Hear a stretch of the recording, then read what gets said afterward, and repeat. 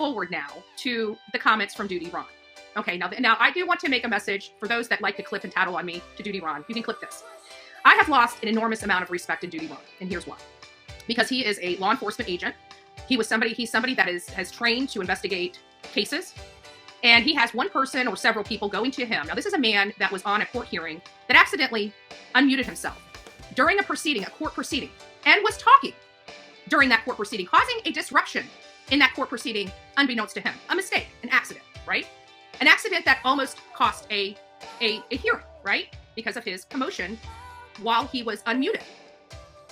So it is a little upsetting for me that somebody like that has made mistakes in court hearings, that have actually disrupted court hearings, not be a little more accommodating or understanding to somebody that made a mistake.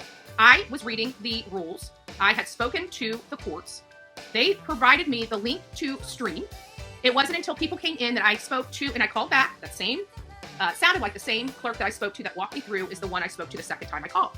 And she was very adamant, let me get you to the right person. She didn't want to answer any more questions because I think she made a mistake. And that is okay.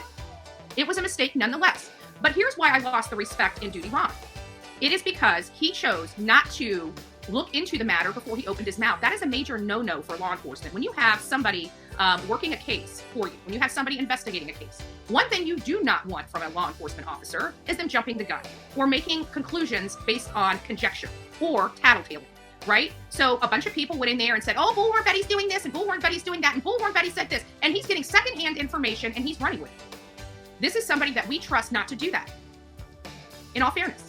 And for it to come from somebody that actually disrupted a court hearing by accident is even further frustrating for Bullhorn Betty. Because it's okay for him to make mistakes, but nobody else, right? So Duty Ron, maybe pull some of that earwax out of your ear and maybe do some investigation before you decide to slander somebody on your live in front of thousands of people. Wait for my cease and desist. It will be coming. Just because you didn't say my name doesn't mean you didn't imply me, doesn't mean you didn't attach me to those statements. And that's very bad for you. Very, very bad for you. So just FYI, mistakes happen all the time on YouTube. We hope that when we make mistakes on YouTube that it doesn't cost us our channel. Sometimes some of the mistakes that we make on here cost us our channel, right?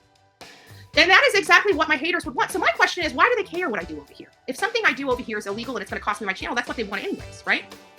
They also misunderstood because I intentionally said things the way I said things. I've got the court order for the West trial, and I plan on doing live coverage of the West trial. They went all over YouTube saying that I'm going to run the West trial live. Not one time did I say I was going to violate a court order that was in my possession. I don't break the law, period. So I thought it was very important that we address that up front so the clip channels can get that, over to Duty Ron very quickly. Another thing that they've been doing over here, and this is very important for the people that love me, is to make sure you like the channel, like these segments, because you got people like that unicorn guy, sending his people over here, which it doesn't help. I mean, it doesn't hurt or help whether I've got 1,000 likes or 1,000 dislikes. They think that these stupid things matter. We do like 1,000. It doesn't matter whether it's 1,000 dislikes or 1,000 likes. It pushes the channel up, and that's what they don't understand. They think if they come over here and hit the don't like button, then it's going to somehow be detrimental to my channel.